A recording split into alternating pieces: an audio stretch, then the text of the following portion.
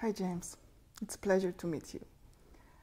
We are in Berlin, in a very nice neighborhood, where you've created a community of people who are searching for different way of being, which you call deep living.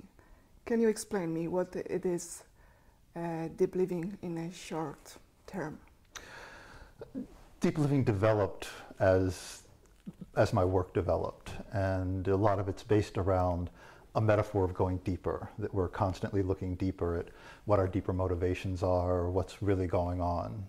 Basic premise that I work with is the idea that how we're raised, how we're conditioned, teaches us to be a particular way. And in my search for happiness and joy, I found out I couldn't find it by being that way that I was taught to be, being who I was taught to be. And I found that there was a deeper truth in myself, and then ultimately a deeper truth in all of us. And this is how we find this joy and happiness that I was looking for in life, is to get in touch with this. But my feeling is it seems like this idea of who we are is superficial to this truth. So it's about coming lower, coming deeper into yourself. Okay. Practically what it is, the deep living is both a way of looking at the world that supports you to find this truth each of us has, our true nature. And it's also a practice that you can make steps to move from where you are until you get into this deeper part of yourself. And then I find living this way, it's also kind of what I call, when we find this truth, we live very deeply. We have a very deep experience of life. We have a deep experience of each other. And so this is why I call it this. Okay. Can you explain how did you get to this point? How did you, a bit of your history, how it was? So when I was about 40 years old, my life collapsed. I was doing what I thought I was supposed to be doing. I was successful in business, but my wife left me, and it gave me a chance to really look at what I was doing and what wasn't working. And I realized I just really wasn't happy at all. And for about 2 years, I was in a fairly deep depression. And at some point, I broke out of it, and the way out of it was to realize I wasn't happy, and almost no one I knew was happy. I saw very little happiness in life. And by chance, I ended up going to a community in Northern California, and I saw some happy people there.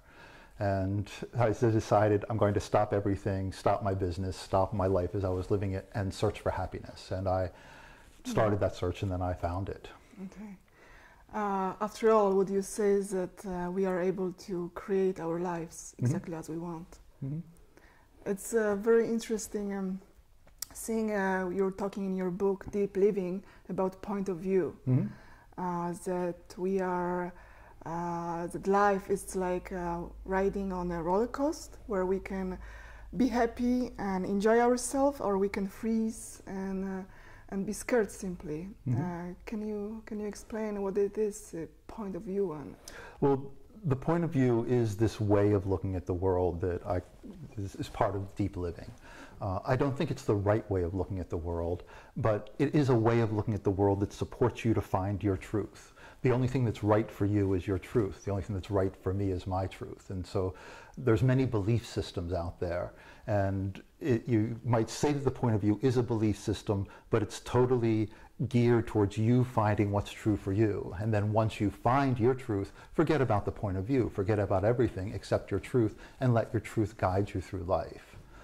You talk about the roller coaster metaphor I use. The roller coaster metaphor I use is, at one level, we don't have any control over what's coming at us. At another level, we absolutely create it.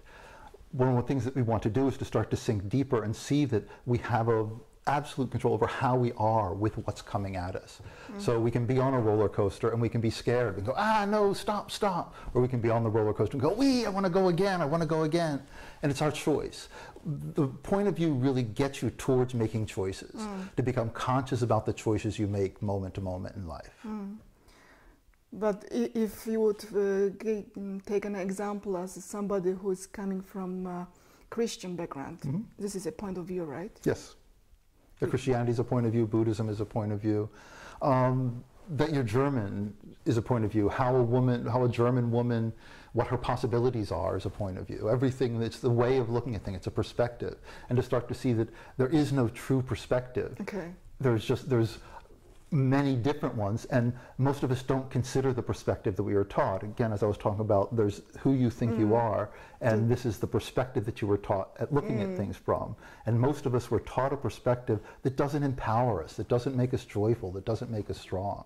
And the point of view is a perspective that's totally focused on making you powerful, making you joyful in your life, having you experience the freedom that you already have. Yeah, so when you connect to your deeper truths, the point of views, your own point of view starts to be more clear for you. And you Well, once you kind of find this deeper truth, there is no point of view. Okay. Thich Nhat Hanh said, "Thou art that." You are this truth. And so you have this truth inside you, I have this truth inside me. It's really the same thing. It's just truth. And actually, when we start to connect at this level, we can connect in a much deeper way when we realize there is no separation between us. We are all manifestations of the same thing. So it's simply about putting away the layers of our conditioning. And our ideas about what's right or wrong, what's good or bad, and just start to feel who we are and be that. It can take a little time to get the concept of it, but it's not so difficult of a concept to get. Once you get the concept, it's very challenging to let go of these ideas about who you are. And this is, I talk about honesty, courage, consciousness, and self-responsibility. And this is the practice that I talk about that gets you to let go of these ideas about who you are and sink into this deeper truth. Once you're in this deeper truth, everything is incredibly simple, incredibly easy. One of the very fascinating things for me is to watch how you work in a group with people.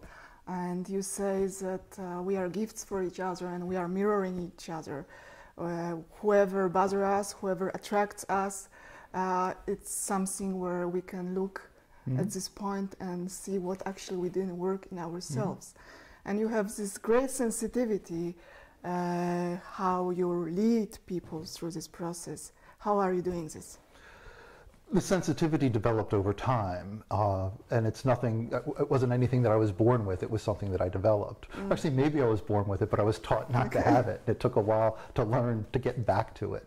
It started when I left the job that I was living and moved to this community in search of happiness. I started doing body work, and through starting to do this, I started to tune into people at a deeper level, and I worked with very fine forms of body work where I really had to be sensitive and feel what was going on at deeper levels inside of people. And then I started to see that once I learned how to work with people physically, their emotional body got in the way. And so I started to work with people's emotions and trauma, and I learned a huge amount through my study of trauma resolution and how to support people to resolve trauma in their lives. And then I started to see it was the way that people thought about themselves was really the biggest part of how they were both creating their body and what they were experiencing in the world. So I studied with some other people and learned ways of supporting people, and a lot of the point of view came out of the people that I studied with to learn how to look at how we are mentally with what's happening. Yes, and some of the approaching trauma you're describing in your book, it's a rhythm, and you develop the technique how to approach slowly. Yeah, I was taught it as much as I developed it. It's nothing that I came up with, but when you approach trauma has a tendency to get very reactive very quickly, and people have a tendency to get very reactive really very quickly. So in learning to work with trauma, I learned how to approach a situation, and then the reactivity starts a little bit, and then you give it some space, and you let the person be with that, and then when they feel ready, you come back and do a little more, and through this you can get closer and closer to the trauma or the person. And this is part of what I do when I'm working with people. I've learned to do this very well over years of experience, so how to get people to look at things that are very challenging for them to look at, whether I'm doing it physically, it's about some pain or physical trauma, or about an idea, and get them to consider things that they wouldn't have considered before by approaching it with this rhythm, so they don't get reactive and go, no, that's ridiculous, I don't want to hear that they can keep considering what other possibilities. One thing that I've found is our imaginations are very limited. Our imaginations are connected to our conditioning. And one of the things I feel like I do for people is explode their imaginations, because very often if you're taught this is who I am and there's this other truth of who you really are, what this truth is frequently outside your imagination, the imagination of who you think you are. So a lot of times when in this people's path from who they think they are to their truth, they become totally different people than they think they were, but it's the people that they actually are. So through this, they attain really great joy. Sexuality, it feels like it's a big part of your job. How would you describe it? Why is it a big part of in your job? Because so many people are obsessed with it. The reason I see that so many people are obsessed with it is because as children, our sexuality, we're told to repress our sexuality, and most people, they repress their sexuality and they start to look for an expression of their sexuality elsewhere, and they hear it from, again, part of the conditioning, movies and televisions and popular songs and kids at school, and the glimpse that they get of their parents doing something, or neighbors, or finding a pornography book. If you find a pornography book when you're young and it's one of the first things you get, it has a tendency to really imprint on your mind that this is what sex is supposed to be like, or if you see a film or something like this. And so we try to find our sexuality through this thing that we've been taught as our sexuality, but we're out of touch of what our true sexuality is. And so in that there's this sexual energy really drives us. So in that we keep trying to find it in a place that isn't what it really is, we never really get what we're looking for, but we're still being driven to do it. So it just gets bigger and bigger, and a feedback loop creates. And so people have a tendency to get very obsessed with their sexuality. And so basically I'm trying to teach consciousness. But if I'm sitting in a room full of people trying to teach consciousness, and they're all looking at each other saying, oh, I could have sex with her, and oh, isn't he cute, and is he going to love me? Yes. So we need to address whatever's there in order to get down to what's true. And this is a major part of the point of view as well, is accepting what's ever there. So if you are attracted to someone, let's look at the attraction. If you're repulsed by someone, let's look at why you're repulsed, to see that all of these things that we're feeling have meanings, have motivations behind them. And if we start to look deeper and deeper into them, this is the path through which we find our truth. So that's why you're working also with fantasies, sexual fantasies. Whatever, if it's in your mind, if it's there, let's look at it, let's explore it, see why it's there. Is it something that, is it part of your truth, or is it something that came from what you were taught, or some experience you had, or is it a strategy that you developed? So we need to explore everything, and it's something that's a bit different about my work than a lot of people. Is I'm open to look at anything, sexuality, violence, it's whatever's there. If we want to find our truth, we need to look at it and see what's behind it. And I try to create a conscious container in which we can explore these things, and then through exploring them consciously, we start to see what's really going on underneath. And through this, things that you might have a fantasy about something, and you've had the fantasy all your life, and you will continue to have it unless you explore it and look at it. Again, I suggest doing this consciously and with a group of people who you can, so the consequences aren't too bad. But then through this, you let go of it. You see, maybe it's exactly what you wanted, or maybe it's nothing, and it's just something that it was a result of some strategy developed out of something that happened when you were younger. And so then it stops being an issue in your life, or it becomes part of your life if it's part of your truth. Okay, so consciously living your fantasies helps you to leave them behind. Doing everything consciously helps you. I mean, ultimately, as I said, it's a practice of consciousness. And one of the things that I've found is no matter what your problem is, being more conscious is probably your solution. And so I try to teach people to be more conscious. But if they're just thinking about sexuality, we need to be conscious about their sexuality. Very few people are conscious when they have sex. They are attracted to someone, and then they get to some point where it's time to have sex, and then they have a sex tape, which goes back to, what they were taught sex is supposed to be like. Again, what they got from other kids and books and movies and pornography, and then they start to do this. And some people have good sex tapes, some people have bad sex tapes. Some people have sex tapes that are really compatible with each other. But when you see, and I've been in the situation where I've watched people have sex, and I do this in groups, is to see, are the people very there? Are they present, or are they just going into this type of situation? And most people, unless they actively practice consciousness, just go into this sex tape and aren't really there with the other person, as opposed to staying present. And usually when we stay present, very different things happen than the type of things that happen in the sex tapes. Yeah. And very big topic in your book is about love and attachment. You say that we mix love with attachment in our lives. Can you explain it? How? Yeah. What it is? So first we want to look at what love is and what attachment is. And again, this is the point of view. This is a way of looking at the world and how to define words, which is a big part of the point of view. So the way I define love is my wanting you to be happy, my joy at your joy. And it's totally a giving type of thing. What attachment is, it's a very natural process that develops when we're children, where we create a bond with the people who nurture us, who we depend on. And so this is great when we're children, but is it great when you're 15 years old? Maybe a little bit, but by the time you're 20, this really isn't a very healthy thing to do. But we live in a culture that encourages, and this is part of the conditioning, that encourages us to stay attached to our ideas about romantic love, and it's someday my prince will come, I need you. And this is the basis of attachment, is your belief that you need someone else to survive. And I don't find this healthy at all, and it has nothing to do with love.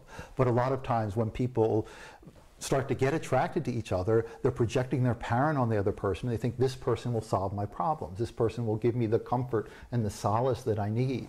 And this is what I suggest we don't do, that we definitely don't call love. And it's usually a tendency through this, what we do is we disempower ourselves. We put the relationship above ourselves. We start thinking, you know, without this person I will die, which is the basis of attachment. But it just isn't true. And when two people come together like this and have an attached relationship, it has a tendency to become very entangled and not very much fun. Or I find a much better relationship is when you get two people who love themselves and then can connect, and so, you know, so here are two powerful people coming together to create something larger than themselves, as opposed to two needy people coming together to try to form, you know, a codependent support system for each other. So would you agree that love starts in a moment when we are so full of itself, that when we get to the point when we discovered our truth and we feel ourselves so much that we don't need anyone around, and we are so full of ourselves that we are just able to give. And so any relationship that you have with anyone else, is the template for this is going to be your relationship with yourself. So until you find self-love, it's very challenging to actually love another person. It's very easy to get attached to another person. And so this is one of the things that the deep living practice is very much about, is finding self-love. Self-love starts with acceptance, self-acceptance. So this is what I was talking about before. Whatever is there, whatever fantasies, whatever weird thoughts you have, however you look at yourself, you've got to say yes to this and accept it. And then through this, we start to get deeper. And this can be a very challenging path, but eventually it gets to this self-love. And then once you love yourself, then you can go out and love other people. But did you say it's challenging when you get to your self-love? It's challenging on the path to your self-love, from who you think you are, because so much of who you think you are, you've been taught this is right, this is wrong, you're allowed to do this, you're not allowed to do this, you should feel shame if you do this. And if these things aren't in line with who you really are, which they very rarely are, and this is a little digression here, so much of your conditioning comes from every time you hear no. So as a child, you start to say, oh, I like breasts. No, don't do that. Or, you know, I want to yell and scream. No, be quiet. Just no, no, no. So very often, our idea about who we are, our conditioning, is developed from the hundreds of thousands of no's that we hear as a child. So every time we get excited and jump on the bed, no, stop. And so this is what we have to be really careful about.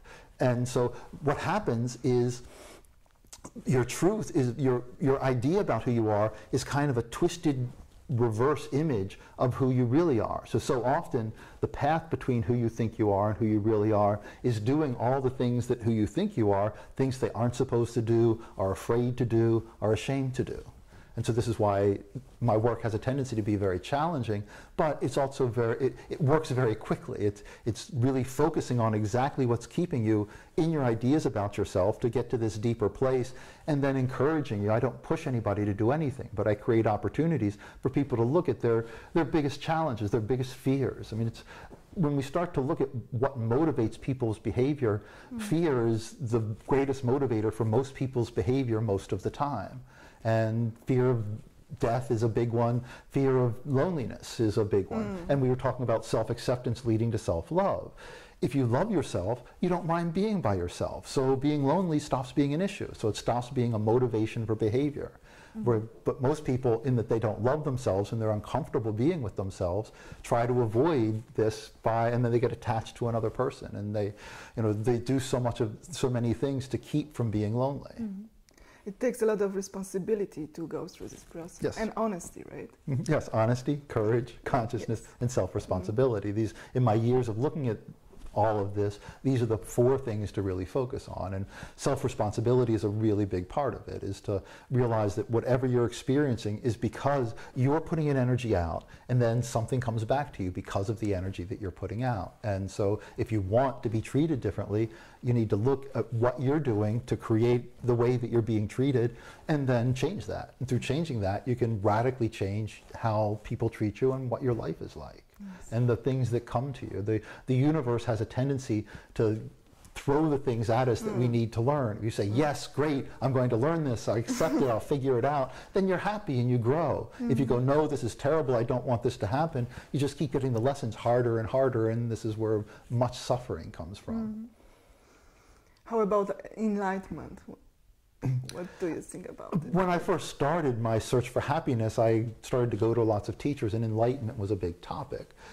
And I searched for this for a long time, but I found that the search for some big, distant, vague, abstract thing really got in my way. It wasn't until the moment that I started to realize that it's not about, all enlightenment is saying yes to what's happening. And when I started to say this and started to say, okay, this is what's going on, and I can make a step towards my truth. And this is a big part of the deep living practice. It isn't about that you have some experience, come to me for a week and I will do something and you will be enlightened. I don't know of anything that works to do this, and I've done many things that were purported to work to do this. What actually works though, and what worked for me, is that I said, okay, I will try to be more honest. I will try to be more courageous. I'll try to be more conscious. I will be more self-responsible. I will take a little step in each of these directions. Maybe work for honesty for a while, step after step. Work with consciousness for a while. Work with courage. Confront your fears. Be more self-responsible. Stop blaming the world for what's happening to you and say, I create this. And each step that I took, I got clearer and clearer. You asked before how I can see people so clearly. It's because I've spent years clearing my stuff out of the way, so I'm not seeing you seeing yourself. I'm not seeing myself reflected in you. I'm seeing you, and this took years and years of seeing the reflection and working with the reflection. Yes, I understand.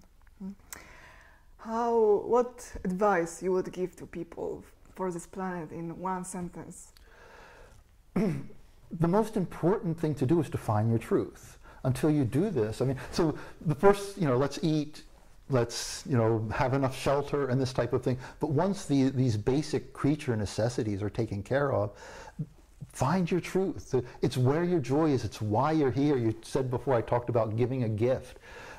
You're here to give a gift, and the gift is your truth. You're part of something bigger than yourself if you choose to allow yourself to be it. So I would make this my priority. If I taught children, and I'm interested in working with children, let's teach them their truth from a young age so they don't get to be middle-aged and then realize this isn't really working, which is most of the people I work with. They've become middle-aged and then they realize, I'm not really fulfilled in life. Let's see what's really going on. Let's teach our children this so they live their truth from the beginning. So yeah, finding your truth is my...